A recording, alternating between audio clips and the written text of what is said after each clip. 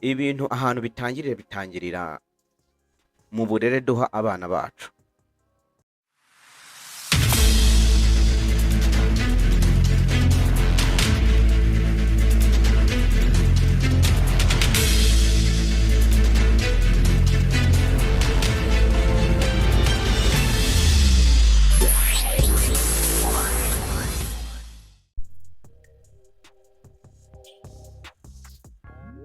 Mwiriwe neza mwese mukurikiye KGD TV Rwanda, ndizera ko kandi mumeze neza aho muherereye ku mugabane w'Uburayi, mumeze neza i Burayi, Amerika, Aziya ndetse no mu bindi bihugu mudukurikiye muri East Africa.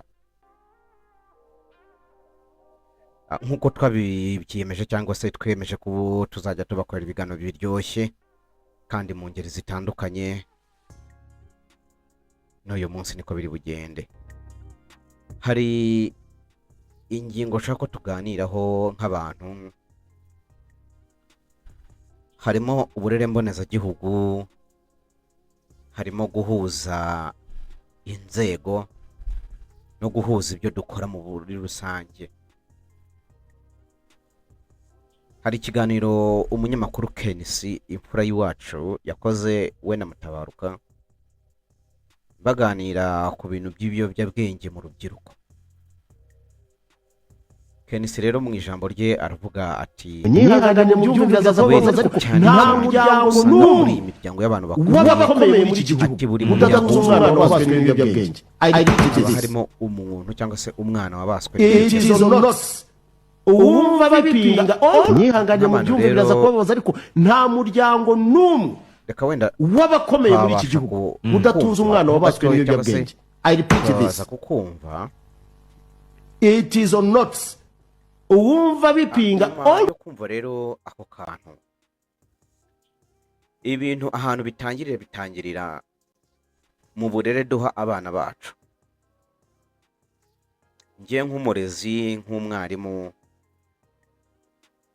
iyo ndebye bimwe mu bibazo urubyiruko cyangwa se abana b'iki gihe bari guhura nabyo, akenshi biterwa n'ikintu cyitwa freedom cyangwa se liberté totale tubaha. Gucyaha umwana muri iki gihe byabaye ikosa, ryabaye icyaha, ku buryo umwana udashobora kumucyaha nk'umubyeyi, udashobora gucyaha umwana nk'umwarimu, udashobora gucyaha umwana nk'umuturanyi. Iyo ugerageje gucyaha umwana kubera cya kinyabupfura gikeya abana batojwe cyangwa se batozwa, usanga agusubije ijambo cyangwa se akaba yanakwandarika, ukabona ukavuga ati aho kugira ngo nsebe ndi umubyeyi mukuru cyangwa se ndi umuntu ukuze nabireka. Ariko by'ukuri biteye agahinda, sinzi n'abantu bareberera bano bana cyangwa se iki gihugu cyacu icyo babitekerezaho, ariko iyo urebye imyigire y'iki gihe cyangwa se uburere buri gutanga cyangwa se buri gutangwa, usanga abana b'iki gihe cyangwa se abantu bose bari kubona uburere bumeze nk'aho bucagase. Usanga ku bigo by'amashuri nkanjye w'umworezi nshobora guhura n'umwana, uwo mwana agakora ikosa ariko umubyeyi akaba yatakemera ikosa ry'umwana we. Ugasanga wenda umwana mu ishuri ni umwana urwana, ni umwana uvuga amagambo mabi, ni umwana ugira gute, nka mwarimu ntiwemerewe kumucyaha, kuba wamuganiza ukamubwira uti rero kurwana ni bibi. Hari igihe agenda akaba yakuripotinga cyangwa se akavuga ati mwarimu yambwiye nabi. Ntihabeho gusesengura se mwarimu yambwiye nabi gute.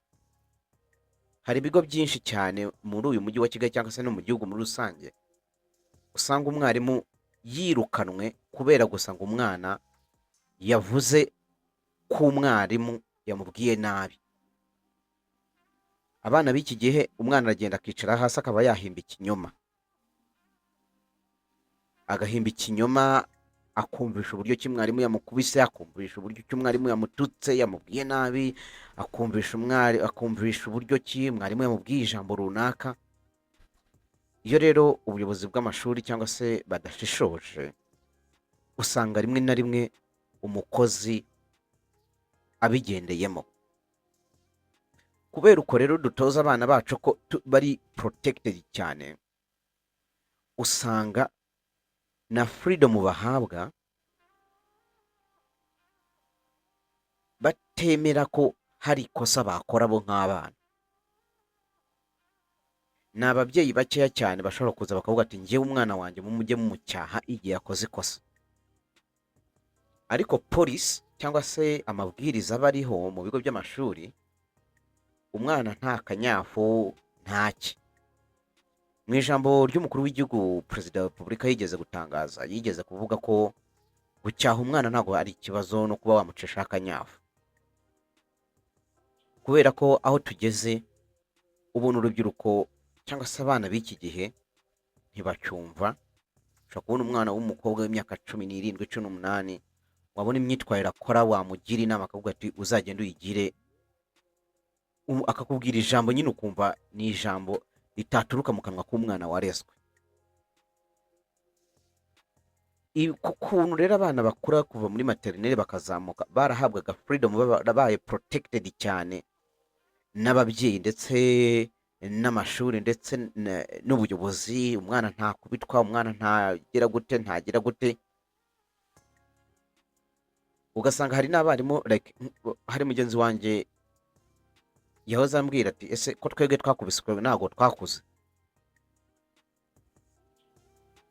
Burya gucishaho umwana akanyafu ni ngombwa. Umwana niba akoze ikosa ni byiza ko umwereka ko icyo kintu akoze ari ikosa. No kuvuga ngo we uraza gufata umwana wumve ko ari ikitabashwa, ikintu cyose yumva akeneye ukakimuhera ku gihe, nta guhakana ntaki, ndashaka iki akakibona, ndashaka iki akakibona, ndashaka iki akakibona. Iyo freedom agenda akuriramo, arakura, yamara kugera mu myaka mikuru nibwo hahandi amenyana na ba bana nyine urumva bakuriye mu mico bose imeze nk'aho ari imwe, ugasanga bagiye muri bya bintu by'ibiyobyabwenge. Umunyarwanda yarageze ati igiti kigorwa kigira gito.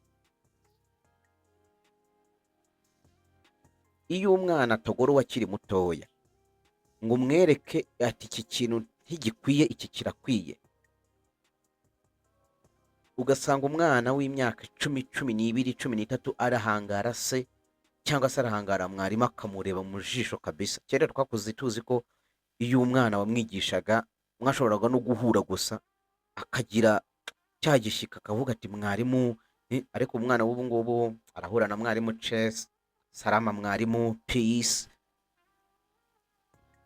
Sinzi niba ku ruhande rwanyu mwumva ko uko iryo sanzure cyangwa se ubwo bwisanzure umwana afite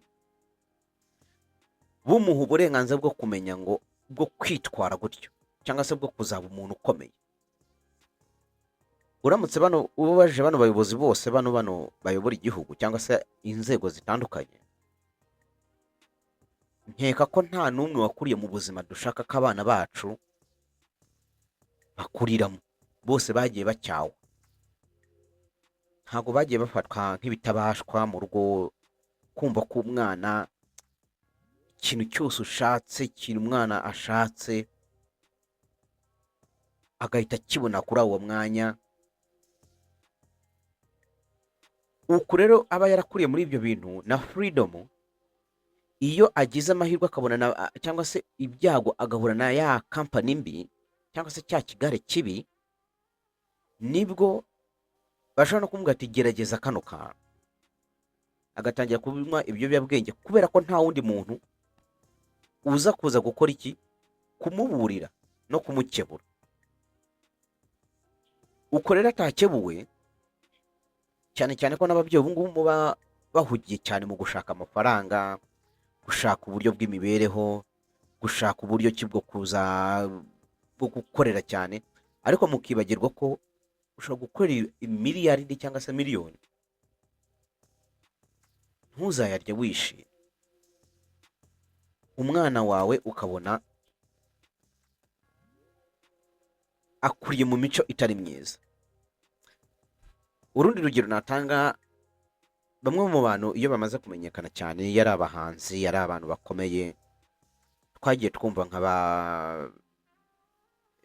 Ariel Ways bagenda bajyanwa mu bigo ngororamuco kubera gukoresha ibiyobyabwenge.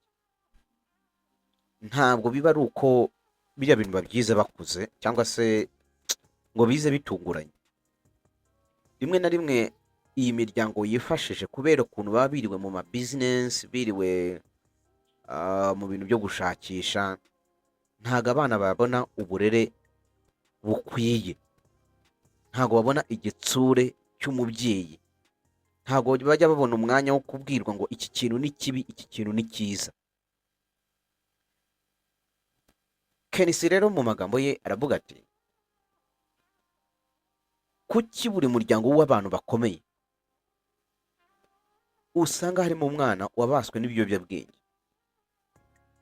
Icya mbere, kubera ko ibiyobyabwenge birahenda. Nimwumve ko ngo kubona ibiyobyabwenge ni ibintu biba biri aho ngaho byoroshye. Ushobora no gusanga yaba amakokayine, yaba urwo rumogi, yaba n'ibindi biyobyabwenge, usanga bigura amafaranga, ariko kubera ko baba bahawe freedom yo kubona ayo mafaranga, umwana w'iki gihe ashobora kugenda akabwira seti ndashaka amafaranga ya naya, akayamuhereza. So ibyo bintu byose bigatuma umwana bya biyobyabwenge abijyamo kubera ikigare kibi, ariko kubera n'uburere bukeya yahawe n'ababyeyi, kutitabwaho, kutamenya ngo umwana ni iki nakora. Ababyeyi benshi muzi ko iyo wishyuye amafaranga y'ishuri biba birangiye. Oya, ukwiye kumenya ko umwana iyo umaze kumurihira minerivare, ufite n'inshingano zo gukurikirana imyigire ye, ukaba wamusura ku ishuri, yatahana umukoro ukamenya ko yawukoze, yatahana ibintu byose, ama projects runaka, hari ibigo bibyigira mu ma projects, ukamenya uburyo ki uwo mwana wawe uwo mukoro yawukoze, ntuwumukorere. Ibyo nabyo ni ugutoza umwana ubunebwe. Usanga umwana agera mu myaka 10 atazi no kuba yafura umwenda wiwe w'imbere, ibintu byose ari abakozi. So rero hano nk'inzego, nk'ababyeyi, mukwiye kubanza kureba ati ese umwana k'Imana yamumpaye ni iki nsabwa nk'umubyeyi, ni iki nakora kugira ngo umwana wanjye azabone ibikwiriye. Niba hari ikintu gitera agahinda umubyeyi, ni ukubona umwana we abayeho nabi cyangwa se mu buryo butishimye. Impamvu muri izo zose rero ushobora gusanga urubyiruko rujya cyane mu bintu by'ibiyobyabwenge, na ya freedom irimo.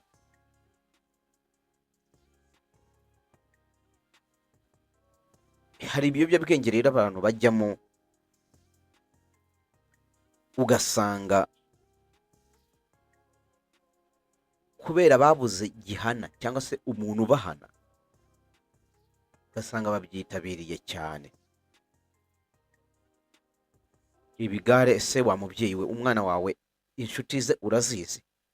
Ese abagendana nabo urabazi? Ariko se urajya gukurikirana iby'umwana wowe aho wirirwa ugenda ate? Hari umubyeyi nigeze kujya ahantu hano i Remera, sindi buhavuge, nsanga yafashe umwana amuvanye ku ishuri, aho kugira ngo amudoropinge mu rugo, abanza kujya kunywa akantu mu kabari, muri bare ahantu, umwana acyambaye na uniform. Kibaza nk'umwana ukuze areba papa we cyangwa se mama we amujyana mu tubari nk'uko, rimwe na rimwe wanasinda ugakora ibidakorwa umwana ari kukureba, cyangwa se wataha nijoro ugataha ugwirirana umeze ukuntu usa nabi, ukibaza icyubahiro uzifuza ko umwana azaguha nawe ubwawe utakiyihaye. Rero babyeyi mumenye ngo ese uburere turi guha abana bacu cyangwa se abana, aho ntiburi kubategurira kuzaba abakoresha ibiyobyabwenge mu myaka iri imbere. turasaba rero abafite inzego z'uburezi ndetse n'umuryango muri rusange kwigana ubushishozi uburyo ki umwana yahanwa. Gukebura umwana ntibibe wenda ngo umuntu akubite, ariko habamo gukebura. Higwe uburyo bwiza, cyangwa se higwe uburyo bwiza bwo kuba bakebura umwana wakoze ikosa cyangwa se wagaragaje imyitwarire mibi, kuko hari abantu benshi bagiye birukanwa mu nshingano kubera kubeshyerwa n'umwana, ukabona umwana aragiye ahimbye ikintu kabisa, kandi kubera ko nta bundi buryo bwo guporotekitinga cyangwa se gushakisha amakuru.